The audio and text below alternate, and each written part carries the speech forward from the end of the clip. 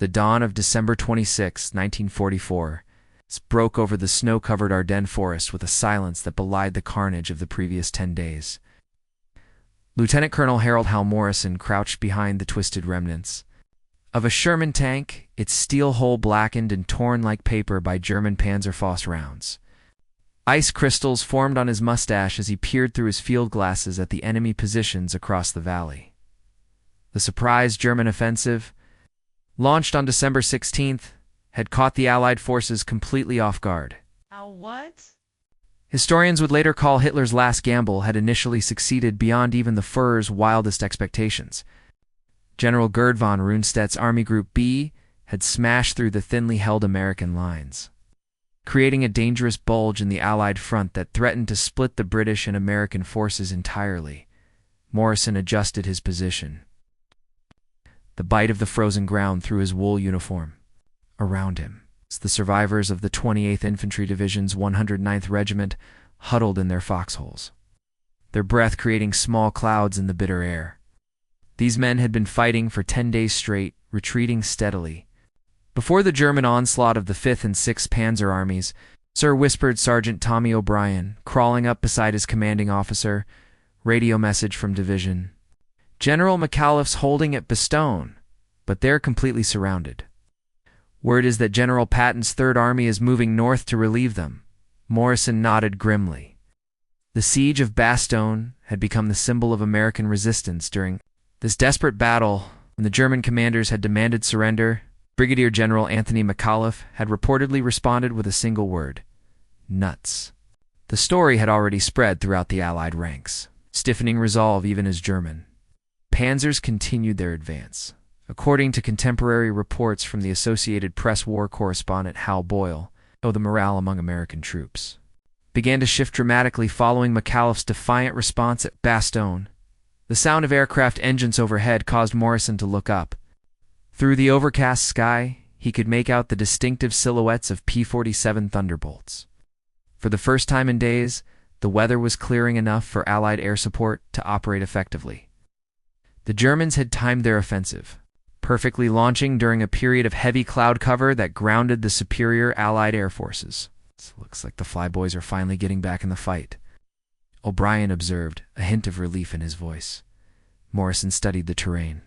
Ahead, intelligence reports indicated that elements of the 1st SS Panzer Division were dug in around the village of Monhaix, barely 3 miles to the northeast. The village sat astride a crucial road junction that the Germans needed to maintain their advance toward the Meuse River, if they could be dislodged. It would begin to pinch off the northern shoulder of the German penetration. The lieutenant colonel made his decision. After 10 days of desperate retreat, it was time for the Allies to begin pushing back.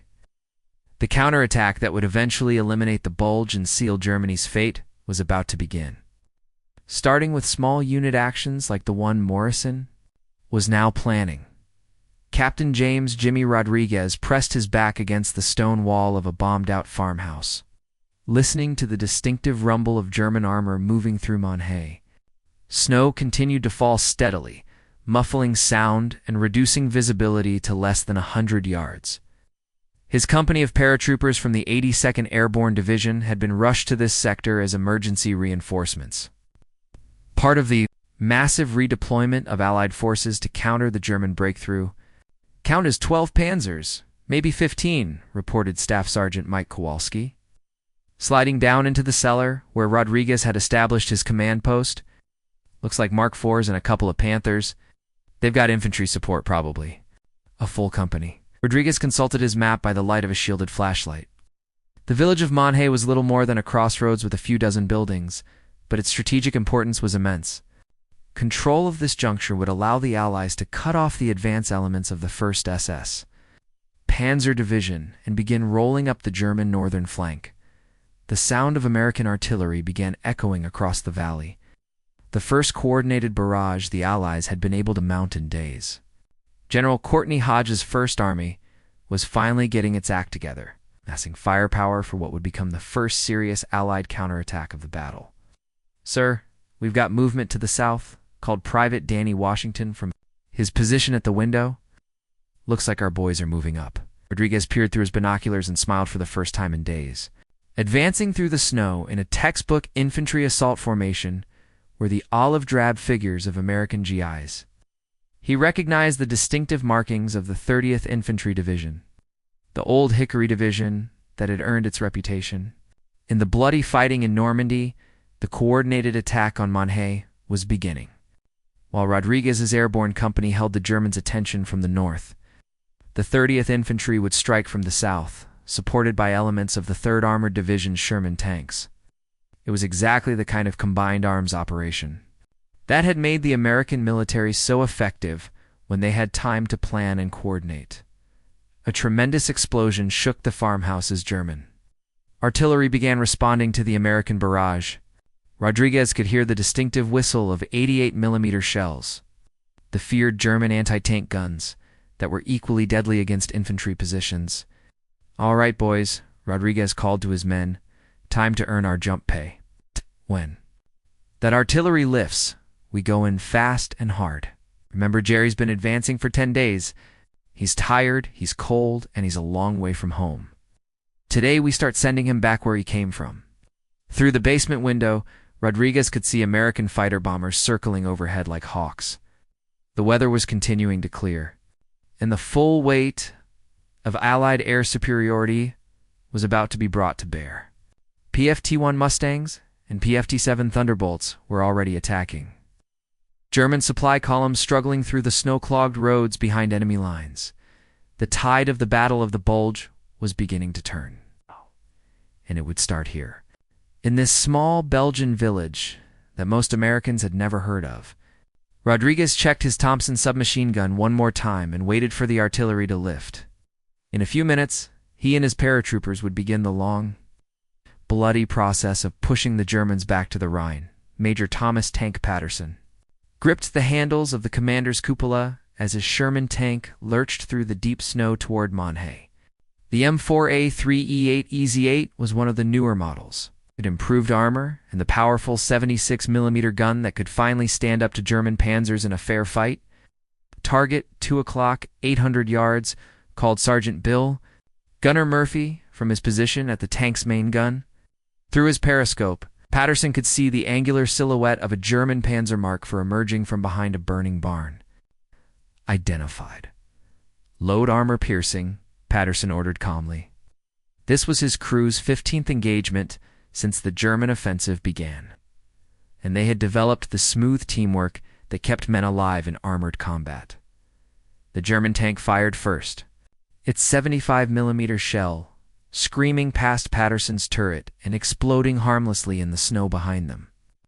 Murphy's response was immediate and accurate. The armor-piercing round struck the Panzer just below the gun mantlet, penetrating the steel and causing a secondary explosion as the tank's ammunition cooked off. "That's number 8 for this crew," it's called Corporal Jake Henderson from the driver's position, his voice crackling over the intercom. The Sherman lurched forward again, its tracks throwing up clouds of snow and frozen mud around Patterson's tank. The full weight of Combat Command A from the 3rd Armored Division was advancing into Monhay. 47 Sherman tanks, supported by armored infantry, were executing a classic pincer movement, designed to trap the German forces in the village and prevent their escape to the east. The battle for Monhay was proving to be the first real test of the Allied counterattack. If American forces could retake this crucial road junction, it would mark the beginning of the end for the German offensive. Failure here would allow the panzers to continue their drive toward the Meuse River and potentially achieve Hitler's dream of splitting the Allied armies in two. Military historians from the U.S. Army Center of Military History would later identify the action at Monhay as the crucial turning point where Allied forces transitioned from desperate defense to coordinated offensive operations. "Movement, 11 o'clock, Murphy reported. "Looks like a Panther tank. Hold down." Behind that church, Patterson felt his stomach tighten. The Panzer Mark V Panther was one of the most dangerous tanks in the world. With armor thick enough to shrug off most American shells and a high-velocity gun that could penetrate it, Sherman's armor at ranges exceeding a mile. Head-to-head, it wasn't even a fair fight. "Henderson, get us some cover behind that stone wall." "Murphy, wait for my command. We'll try to get a flank shot." The Sherman began maneuvering, using the ruins of bombed buildings to mask its approach. Patterson could hear the distinctive whine of the Panther's transmission as it repositioned to meet the American threat. Both tanks were dancing the deadly ballet of armored combat, seeking the perfect angle for a killing shot while denying the same opportunity to their opponent. Suddenly, the Panther's massive gun swung toward Patterson's position. A German commander had spotted them. In seconds, an 88mm shell would be screaming toward their position at nearly 3,000 feet per second. "Now, Murphy, hit him now." The Sherman's 76mm gun barked, sending its armor-piercing rounds streaking. Across the snow-covered battlefield, the shell struck the Panther's side armor at the perfect angle, penetrating just behind the drive sprocket. The massive German tank shuddered to a halt, smoke beginning to pour from its engine compartment. "Target destroyed," Murphy reported with satisfaction. "That's number 9.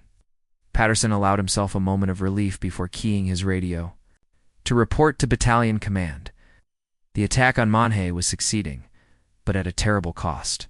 Round him, he could see the burning hulks of both American and German tanks. Testament to the savage intensity of the fighting, First Lieutenant Mick O'Sullivan pressed his face against the frozen ground as German machine gun fire swept over his position.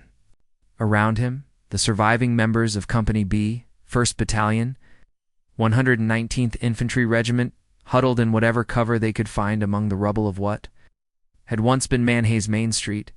The assault on the village had been going for 3 hours now, and the German resistance was proving fiercer than anyone had expected. Elements of the 1st SS Panzer Division were elite troops, many of them veterans of the Russian front who knew how to make every building into a fortress. "Sergeant Morrison, take your squad around the left flank," O'Sullivan shouted over the din of battle. "Try to get behind that machine gun nest in the bakery."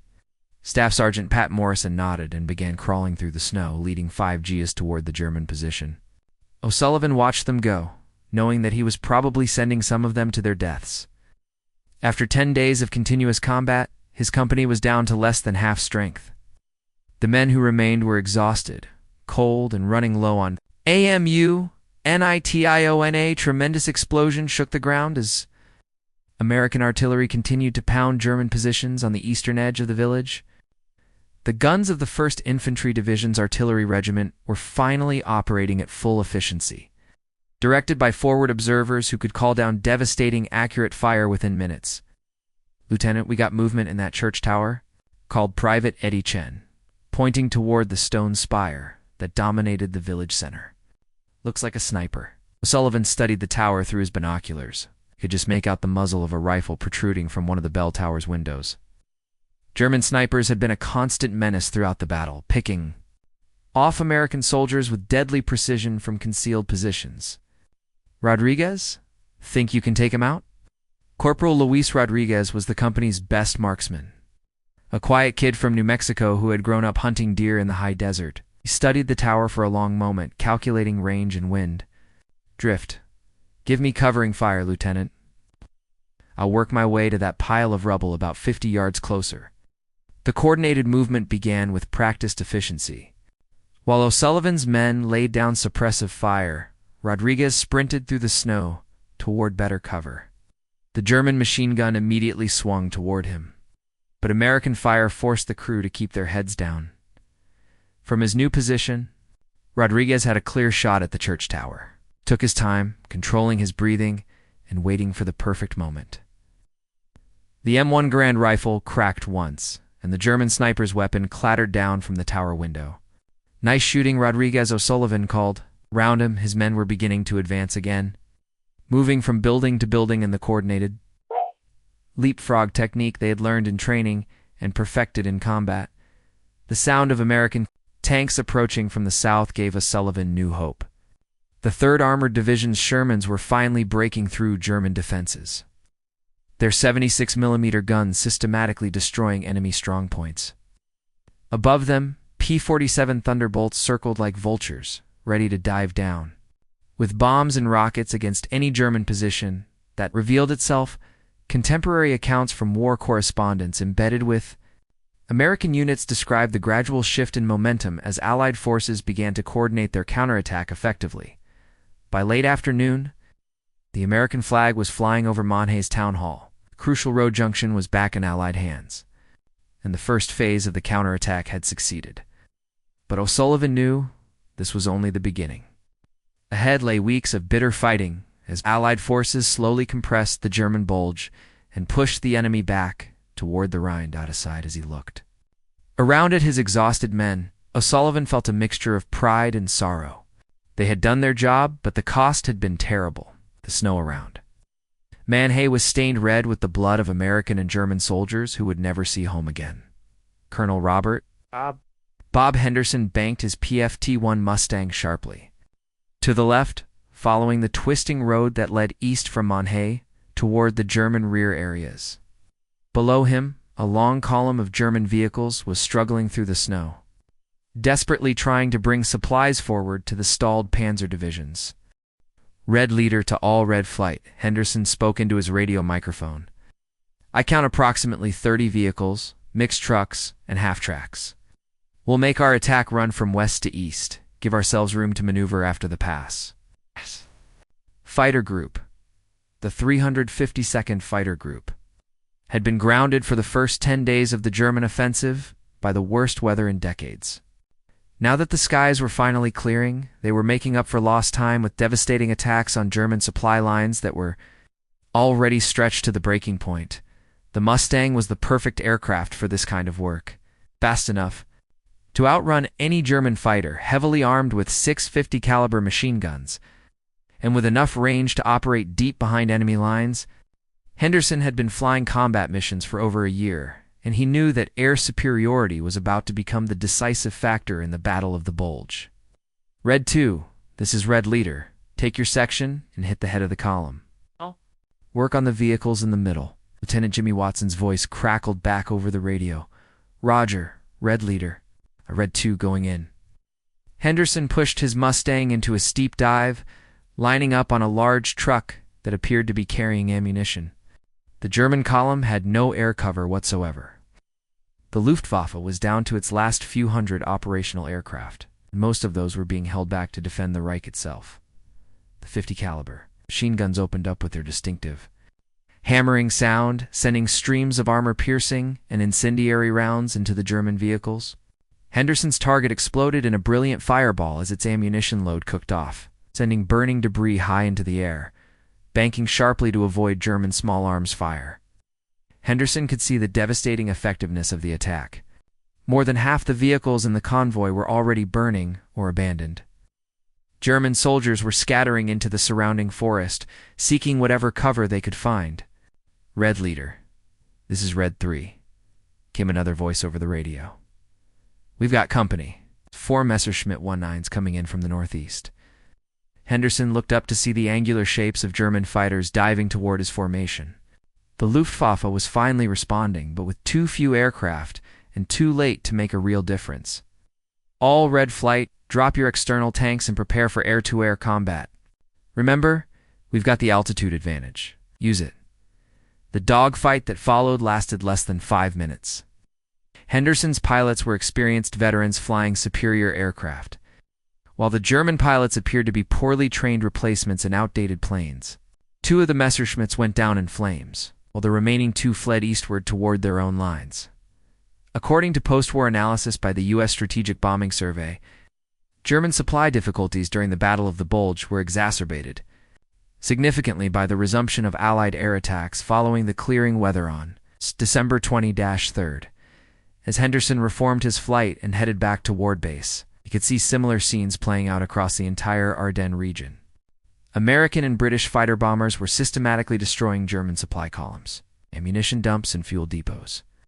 The panzer divisions that had advanced so rapidly during the first week of the offensive were now running critically. Short of gasoline and ammunition, the German offensive had been predicated on capturing Allied fuel dumps to sustain their advance, with American forces denying them those supplies and Allied aircraft interdicting their own supply lines. The German spearheads were slowly grinding to a halt. Henderson keyed his radio one more time. Razor Base, this is Red Leader. Mission accomplished. Convoy destroyed. 2 enemy aircraft confirmed. Red flight returning to base. As his Mustang climbed toward the setting sun, Henderson could see the smoke from dozens of burning German vehicles rising into the winter sky. The tide of the Battle of the Bulge was turning. Allied air power was leading the way. Brigadier General William Wild Bill Carpenter stood in the ruins of what had once been Monhay's church, studying the battle damage reports that kept streaming in from his subordinate units. The 3rd Armored Division had successfully retaken the village, but at a cost that made his stomach clench with grief and anger.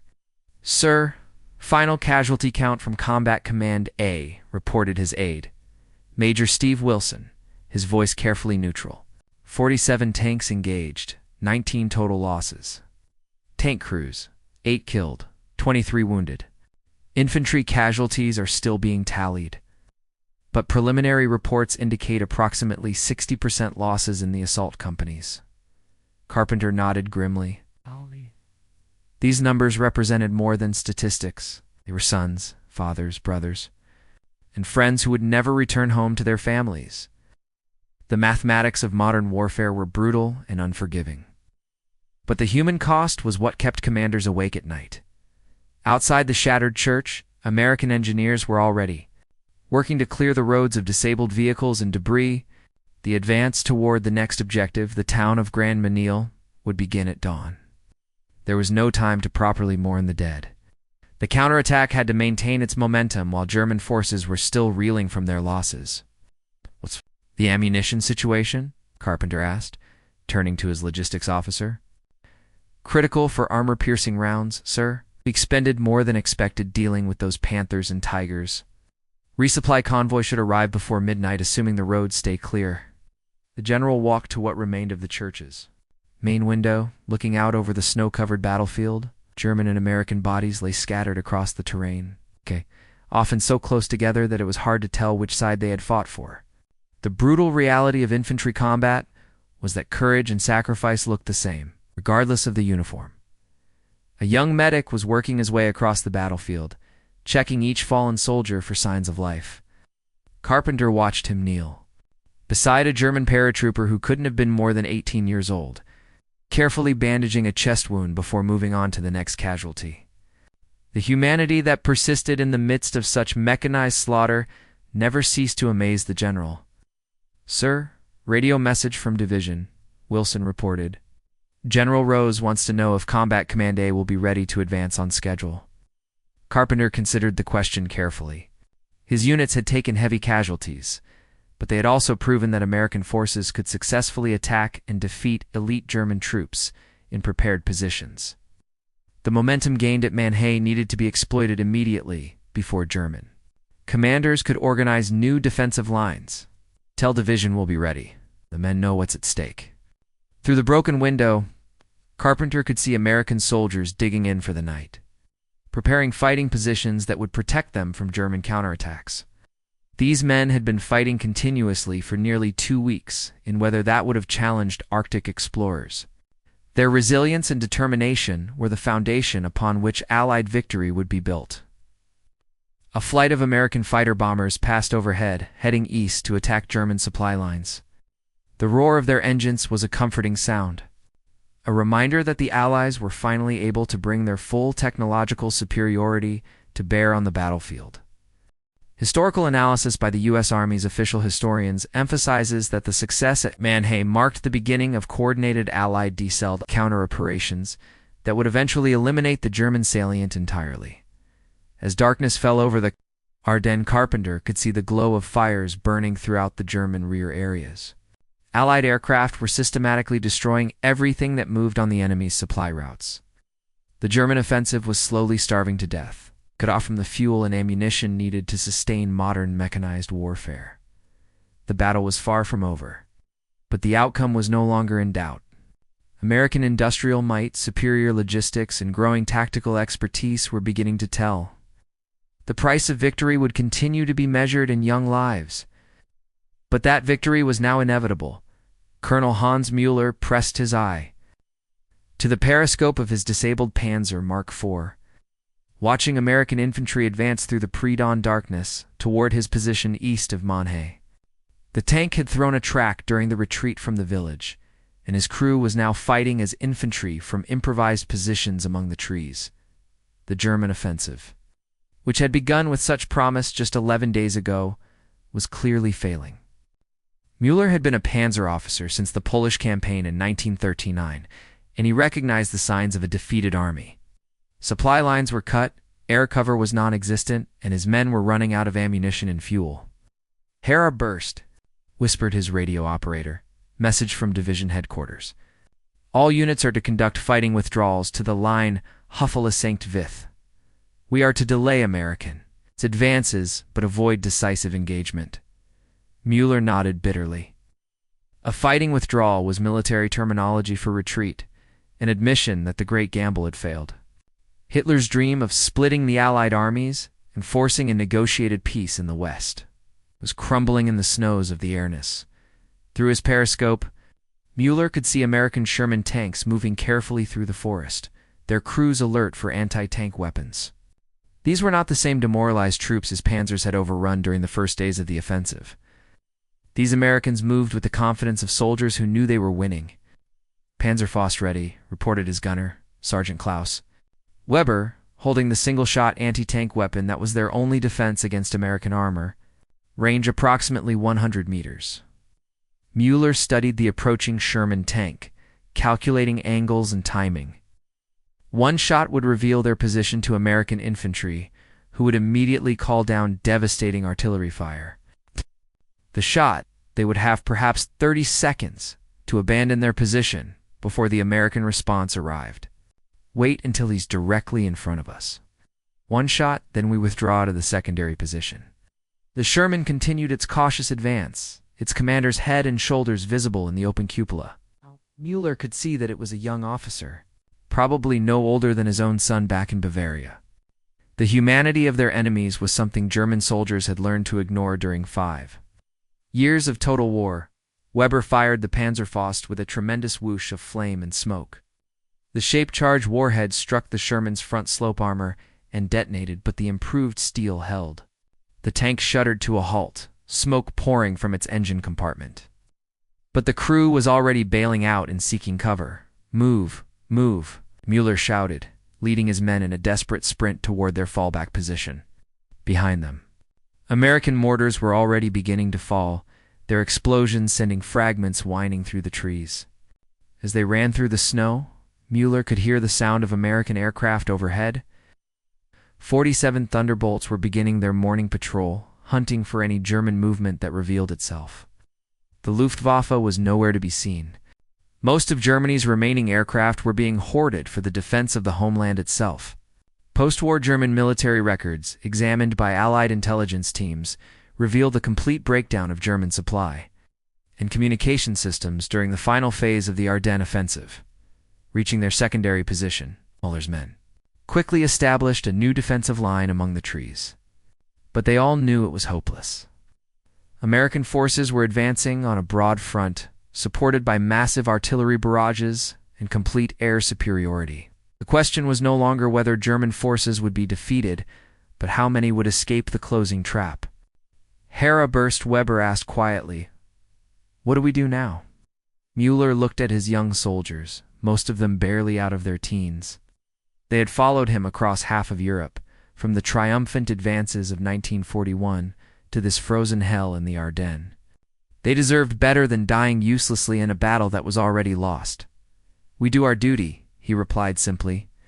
"We hold as long as we can, then we fall back. Perhaps some of us will live to see Germany again." As the sun rose over the Ardennes. On January 2nd, 1945, the great German offensive was in its death throes. American forces were advancing along the entire front, methodically eliminating the Bulge that German panzers had driven into Allied lines. The Battle of the Bulge was entering its final phase, and with it, any hope Hitler might have harbored for avoiding total defeat.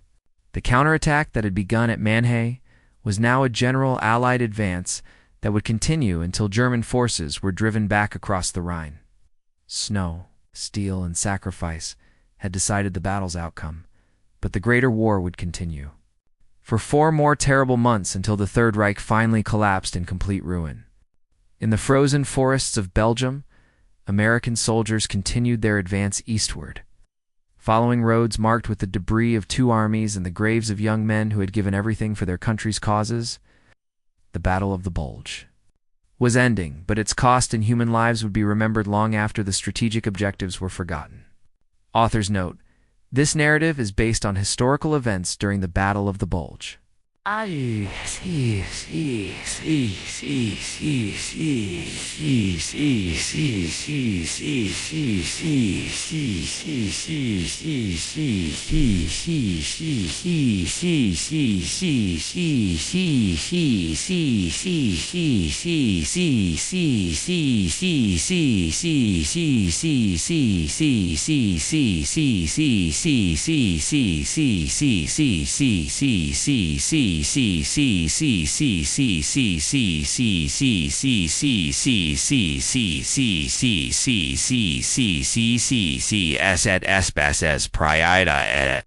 While the individual characters are fictional, their experiences reflect the documented actions of the military units involved in this crucial World War II battle.